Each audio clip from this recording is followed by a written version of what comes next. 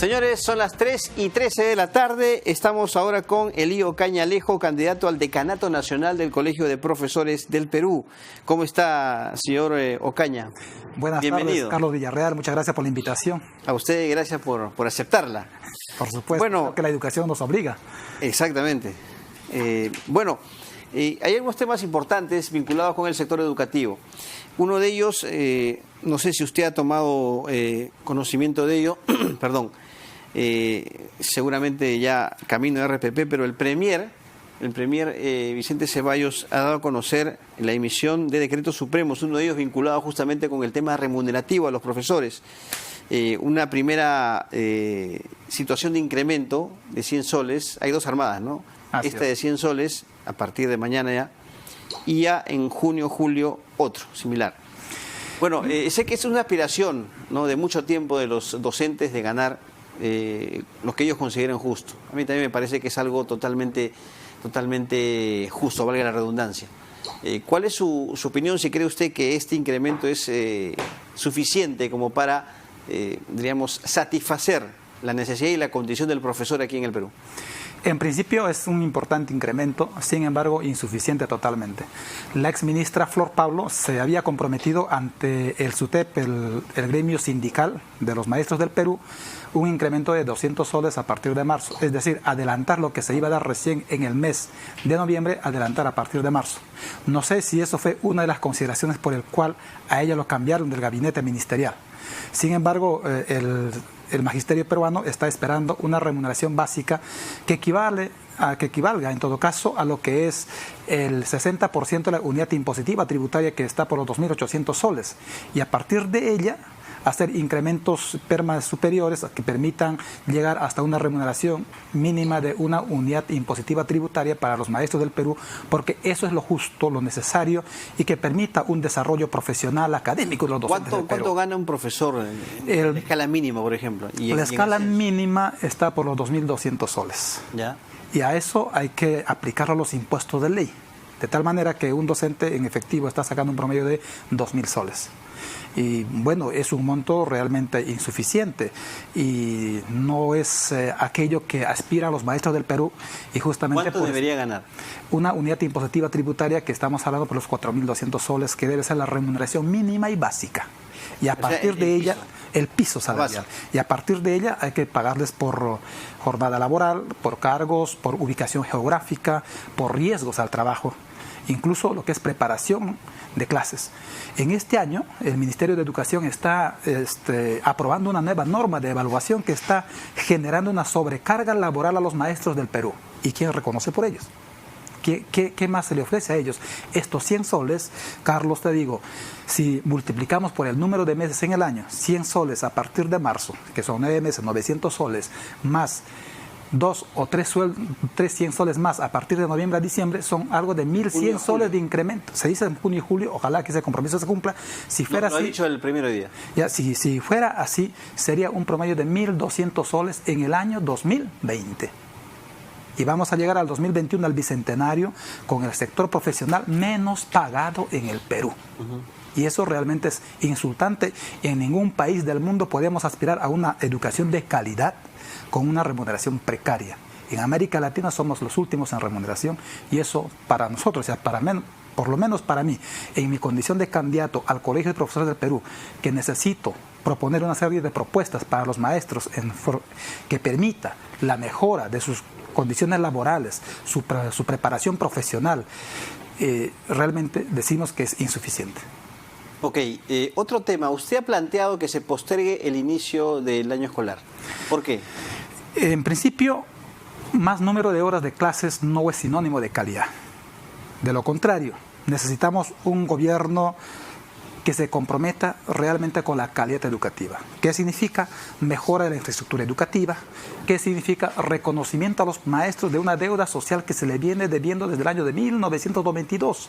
El gobierno de Fujimori quitó indebidamente a los maestros lo que es preparación de clases, y eso se le está debiendo hasta ahora. ¿Y a quiénes le está pagando? Solamente a los maestros que están denunciando al Poder Judicial y vía orden judicial. Y ni para ellos hay presupuesto. ¿Pero por qué postergar el inicio del año escolar? Y entonces es otra de las condiciones. La otra condición es que todos los medios de comunicación, varios gremios profesionales han comunicado, han manifestado, hay medios que están informando desde Ica, desde Piura, en Lima mismo, que hay presencia de dengue. Hay intensas lluvias en el interior del país, hay intensas lluvias en la selva, hay inundaciones, hay carreteras interrumpidas. De tal manera que el Ministerio de Educación debe hacer una evaluación rigurosa para ver el real inicio de clases en el interior del país y también en Lima mismo. Se informó a través de gestión que en Lima mismo tenemos un promedio del un 20% de instituciones educativas en pésimas condiciones y que ponen en riesgo la vida de 250.000 estudiantes, Carlos. ¿Y dónde estamos? ¿Cómo es posible que se ponga en riesgo la vida de los estudiantes y también de los maestros para iniciar la labor educativa? Solamente hablemos, señor Ocaña, de lo que está pasando en el norte.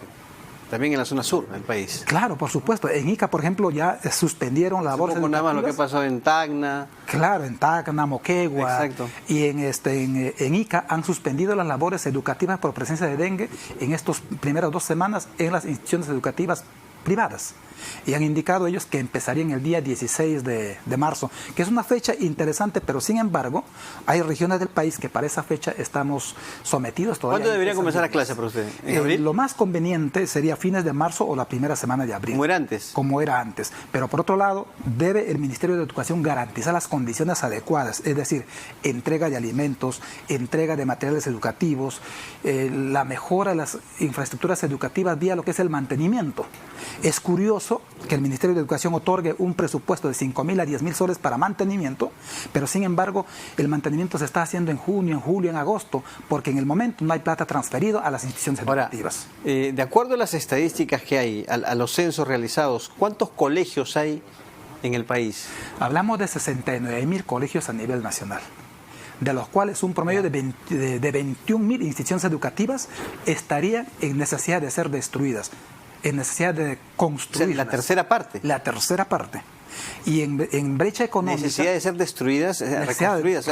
Totalmente destruirlas. Sin embargo, hay gente que estudia en esos colegios. Sin embargo, hay niños y hay profesores. ¿Y cuáles son las condiciones de esos colegios que a su criterio deben ser destruidos y reconstruidos? En principio debe haber un estudio y un financiamiento y un compromiso del gobierno central y de los gobiernos regionales y hasta municipales para identificar esas instituciones educativas y construirlo en un compromiso de 2 a 3 años, porque tampoco vamos a decir nosotros, seríamos irresponsables decir que se haga de inmediato, pero sin embargo tiene que haber compromisos reales, Carlos, para que nuestra educación mejore. Yo no sé si sea correcta la información, pero es cierto de que de este total de colegios que hay en el país, cerca del 60% no tiene servicio de agua, de electricidad y de desagüe. Y usted puede encontrar esa información ingresando a escala del Ministerio de Educación. Solo el 21% de instituciones educativas de zonas rurales y solo el 70% de instituciones educativas de zonas urbanas tienen las condiciones de agua, luz y desagüe. Todos los demás, el 38% de las instituciones educativas de todo el país no cuentan con esos servicios. Y entonces pones en riesgo la vida, la salud, no solo de los estudiantes, sino también de la comunidad, de los padres de familia, de los profesores. ¿Por qué? Porque en esos lugares nos reunimos, tenemos que trabajar con los padres de familia, nos visitan autoridades y son realmente lugares... ¿Usted considera que hay una desidia en cuanto a las autoridades del sector de educación por revertir esta situación, hacer los colegios mucho más, diríamos, apropiados para el estudio en cuanto a infraestructura?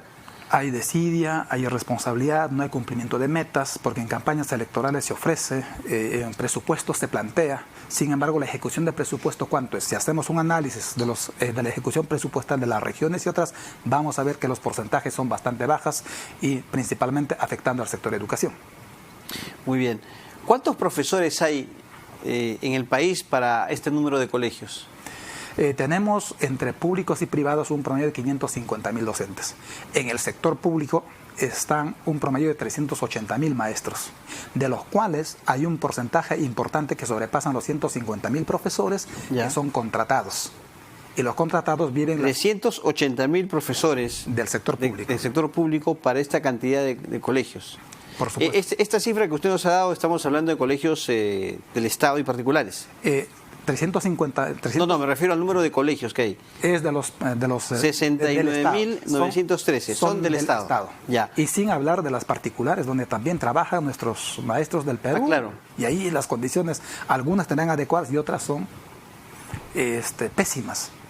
Claro, pero yo comparo el número de profesores que hay para el sector público, 380.000 me dice usted, así es, con el número de colegios, y la verdad que no satisface, no colma expectativas. No colma expectativas. Hay colegios unidocentes donde docentes que atienden a 4 grados, a 6 grados en el interior del país, con infraestructura donde no hay ni por lo menos una vivienda o un ambiente para que el docente pueda vivir allí.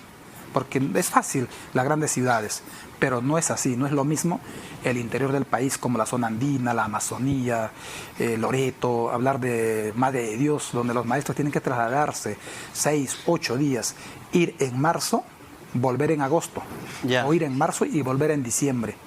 Y no hay políticas de diálogo y acercamiento entre docentes, ¿no?, dirigentes, como el caso de usted que aspira, ¿no?, al colegio de profesores, y las propias autoridades del Ministerio de Educación. Hay canales de diálogo, hay algunos compromisos, pero este canal es fluido, compromiso, ¿no? Allá no hay una efectiva ejecución de lo que se propone, ¿no? Actualmente se ha emitido decretos supremos, Carlos, imagino que el nuevo Congreso lo va a revisar, que están anulando la negociación colectiva. Y los sindicatos están exigiendo la derogatoria. El día 19 de marzo habrá una movilización por la derogatoria de esos decretos que están impidiendo el establecimiento de tratos directos entre los trabajadores y el Estado. Porque solo en esos espacios puede resolver. Y esto afecta también al sector de educación. Ya.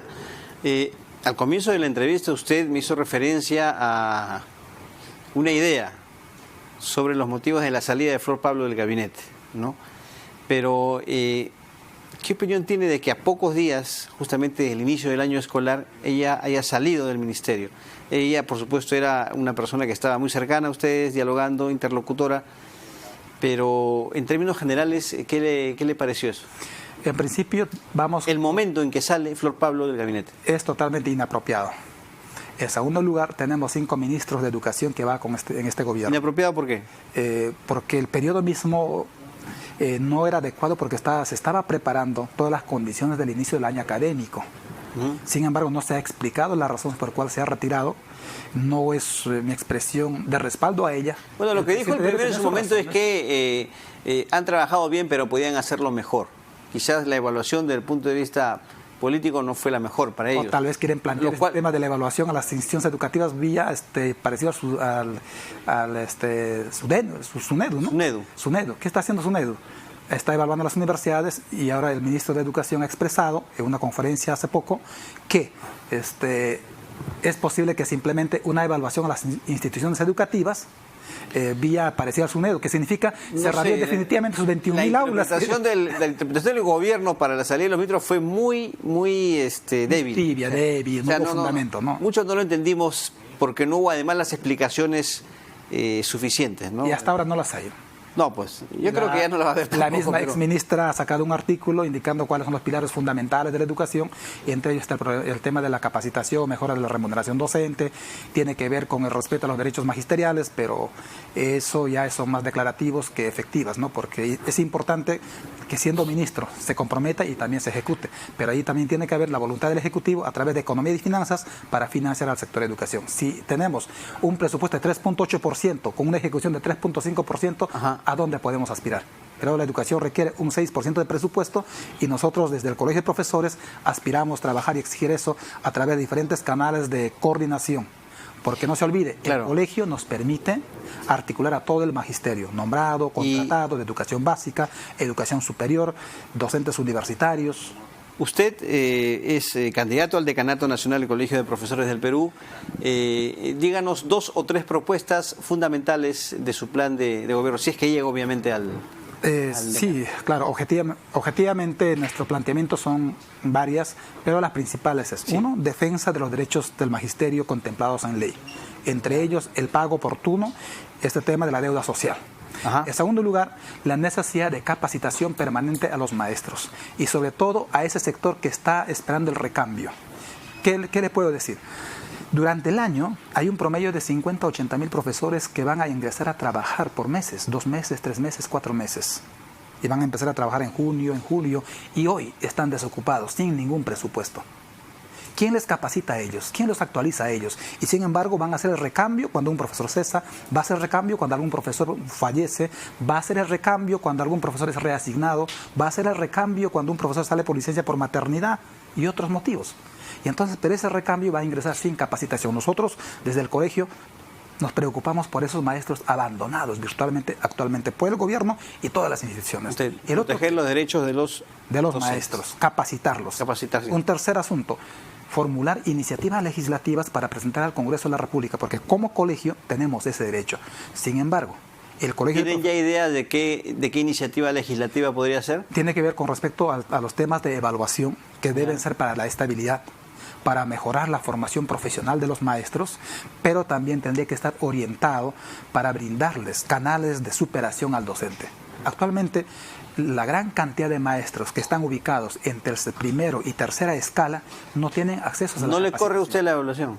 No lo corremos a la evaluación porque además es la labor que nosotros los maestros desarrollamos, ¿no? Ok, pero recordemos, ¿no? En los últimos años, siempre en las plataformas de protesta, básicamente del SUTEP, estaba el tema de evaluación que según ellos no era bien planteado.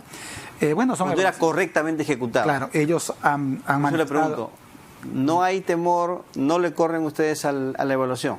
¿Por qué tendríamos que correrla? Y además nosotros evaluamos permanentemente. El sindicato lo que ha planteado son evaluaciones que respondan a la realidad y sean evaluaciones en el aula con respecto a lo que el docente ejecuta. Pero no podemos aceptar, sí, evaluaciones que estén orientados a sancionar, evaluaciones que están orientados a despedir.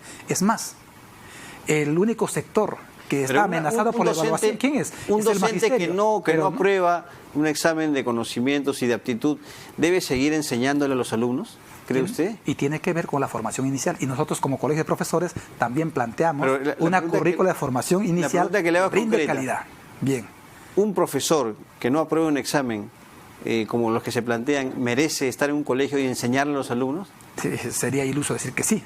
Porque ¿qué padre de familia aceptaría que un profesor que no apruebe evaluación? Entonces sí debe ser retirado. Claro, debe ser retirado. Pero previo una adecuada evaluación. Claro, usted me está hablando cuestiones extremas que a veces puedan o no presentarse. No sé si será tan extremo, pero se presenta en el marco de la posibilidad. Un profesor somete un examen, una evaluación, o aprueba o desaprueba. No es... Claro, es parte de nuestra labor. Sin embargo, si se hace una evaluación adecuada, correcta, respetando todas las condiciones adecuadas, es importante hacerlo. Nosotros no tenemos por qué hacerlo. Y además, como aspirante al decanato de colegio de profesores, decimos también evaluar las condiciones profesionales del docente y también su responsabilidad ética en la labor profesional en la escuela. Muy bien, don Pablo Elío Ocaña, muchas gracias. Suerte, entonces, en su aspiración. Muchas gracias, al decanato del colegio de Carlos. profesores. Este 15 de marzo, las elecciones del colegio de profesores, les invitamos a votar por UNE Perú, marcando el número 1. Muy bien. Muchas gracias. Le reitero la suerte del caso. 3:30 de la tarde, señores. Gracias por su gentil compañía aquí en la Central de Informaciones y nos reencontramos el día de mañana. Siga usted, por favor, con RPP en sus plataformas informativas. Confianza por todos los medios. Gracias. Buenas tardes.